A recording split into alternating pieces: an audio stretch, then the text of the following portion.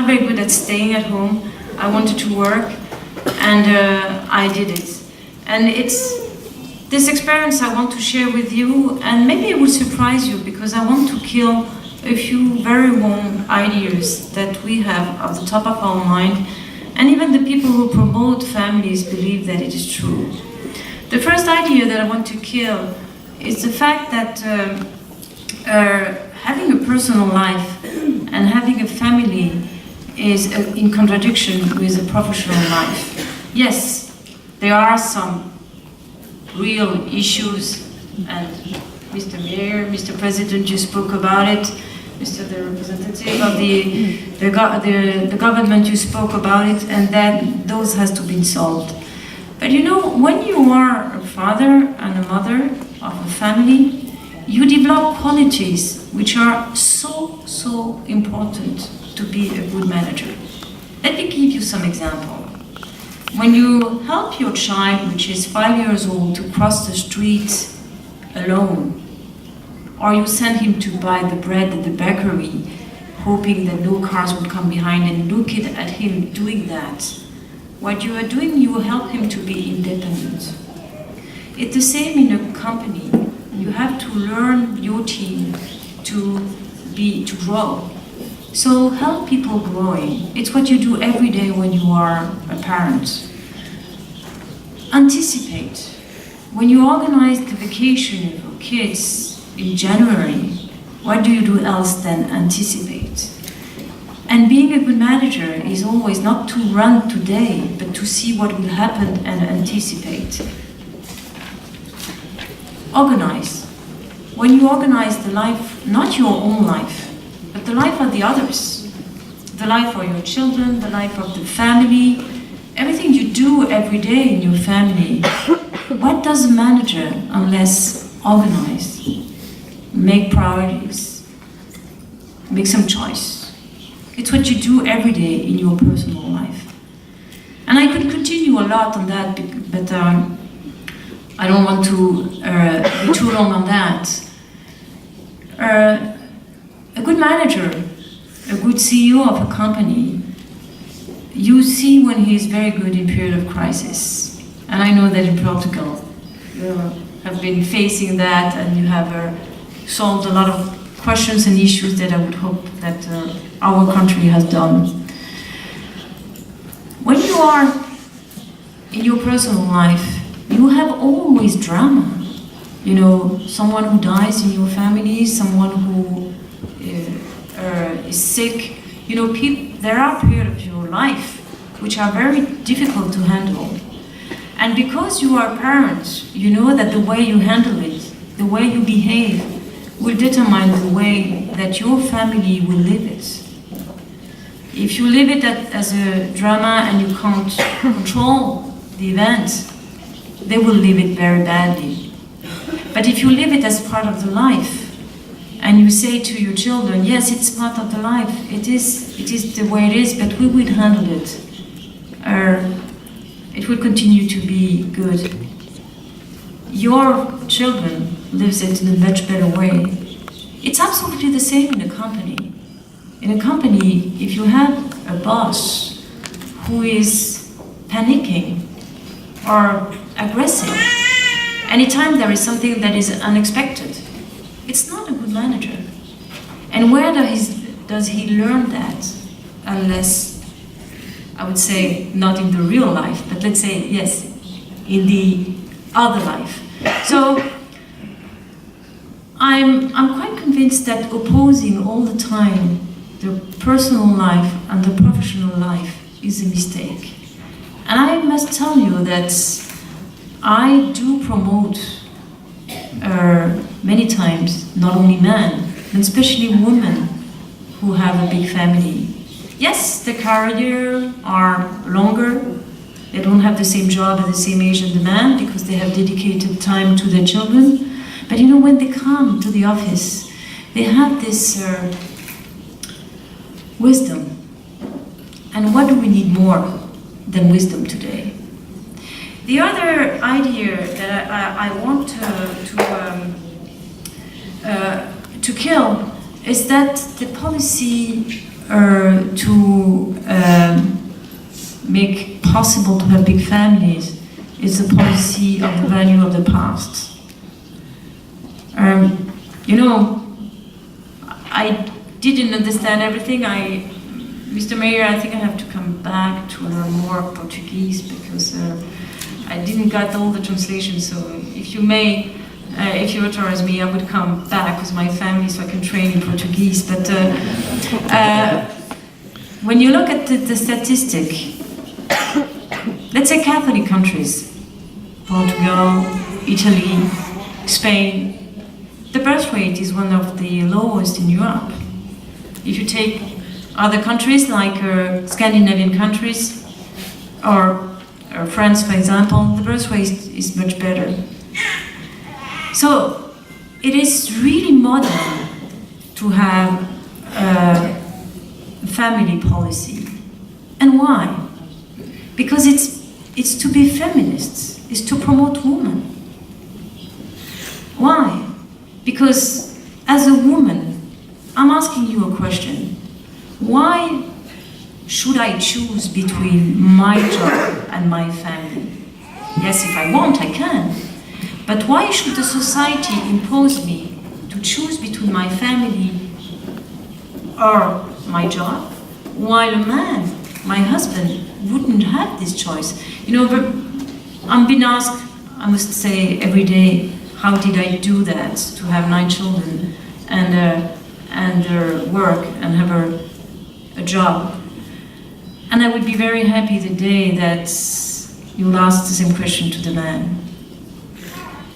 And also to my husband, because we share, you know, we are a family. So promoting a family policy, it's promoting the woman in the society. Give any woman that wants not to make a choice, but to have both.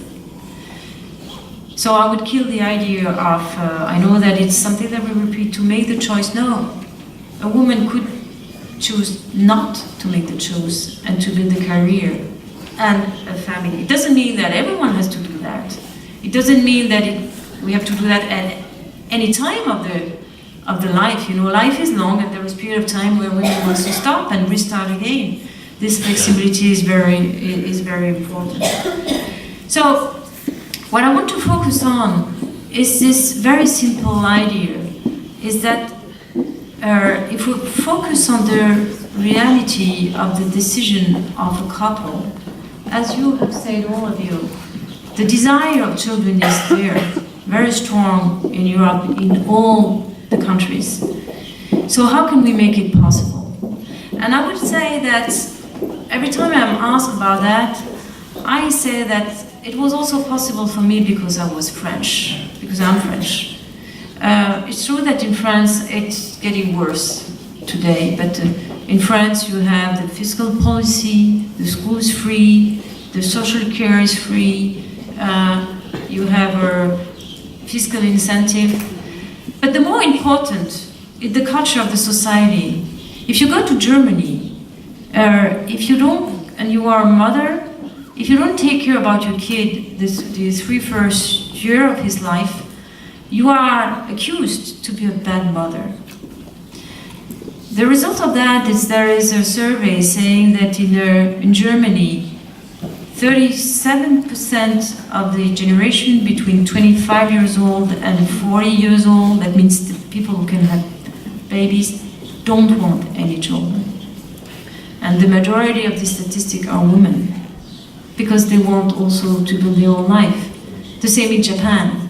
So everywhere where you don't promote the possibility of the woman to have their personal, to make their personal choice, you in certain way dilute the possibility to have big families and to renew the population. I want to add that when I was a kid, my father always told me that, told us, the 5 children, that we could marry anyone we wanted, but there were 2 conditions. The two was marry someone who is kind and loves children. I have always thought that this very simple argument is very helpful, because I used to take the train a lot of time. I continue to do that, but my children are grown up. So I was coming into the train because my husband is elected in the Alps, and we had to go through Paris to Savoie quite often with my big family. And I could see in the face of the people, the one who said, "Ooh, that would be terrible traveling with all these children there." And some others that came to me and say, "Oh, I envy you. I didn't have the children I wanted to have." Many times I got that confidence, many times, and still now. So I just want to share, because I see a lot of women in this room and young women here. When I have the question how I did it, I can't answer. Maybe I didn't ask myself the question. But what I can tell you is that if I had listened to the people that I was working for, my boss, I wouldn't have many children. If I had listened to my family, I would have worked less, because they would tell me that I was tired and I should take care of me. If I had listened to the professionals, the doctors and things like that, I would have less children, because they would have told me that I should dedicate more time to each of them. If I had listened to my reason, I would say it's not reasonable, and it's not, that's for sure. If I had listened to my economic interests, I would say, okay, it's not good to have so many children.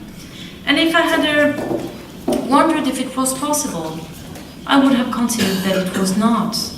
So I didn't try to have an exceptional life or to do something exceptional. I did only what I wanted to do, what I really dreamed to do. When I was a kid, I wanted to be a mother. I'm not saying that any woman wants to do the same. I wanted to have a large family. Hopefully I married a man that was also wanting to have a large family, but we didn't marry and decide we will have that many children. We married and we thought that maybe we would have 3, 4 was for us, so absolute target. And you know, there is a word in French where we say that appetite comes when you eat. That's really what happened to us. And so what I want to focus on is that don't listen to all the people that give you advice. Don't listen to your fear. Don't be too reasonable. What is so important in life is the confidence that what you are doing in your life is really what matters for you. And if I want to give a definition of confidence, there is a lot of definition of confidence. It's like love. You can give a lot of definition of confidence. The one I give for myself, and I want to share it with you, is I prefer to choose my hope than my fears. And I want to give you a story that is told in the Chinese legend, which I think has helped me a lot in my life, so I want to share that with you. It's a young boy, he's 13 years old, and he has lost his 2 parents, so he's educated by his grandfather, and his grandfather is a farmer. And one day he cries because he don't remember the face of his parents. So he goes to his grandfather and says, "I'm sad. How can I do to fight my sad? How can I do?" And his grandfather says to him, "You know, you have 2 dragons inside you. You have the black dragon, which is the sadness, the anger." Anything that puts you in the dark. And you have the white dragon, which is light, hope, generosity. And you have to deal with that. So the boy asks his grandfather, "How do I do so the white dragon win?" And the grandfather says to him, "You have to discover it by yourself." So after 3 days, the young boy is in the farm and he takes care of the animals, and he comes back to his grandfather and he says, now I know the way that I can make the white dragon growing better than the dark dragon. The dragon that grows is the one you feed. And I want to conclude with that and turn to the politicians, because confidence, hope, is the thing that we miss the most in our European society, maybe more in France than in Portugal. And I think you, politician, you can do, and the list is long, on very simple thing you can do, so the people believe that you give them confidence. Confidence is not something that you ask for, it's something you give. I think it's the way that the society will recover this confidence that we all need, and give the woman and the man and the couple the confidence that it is possible. Thank you.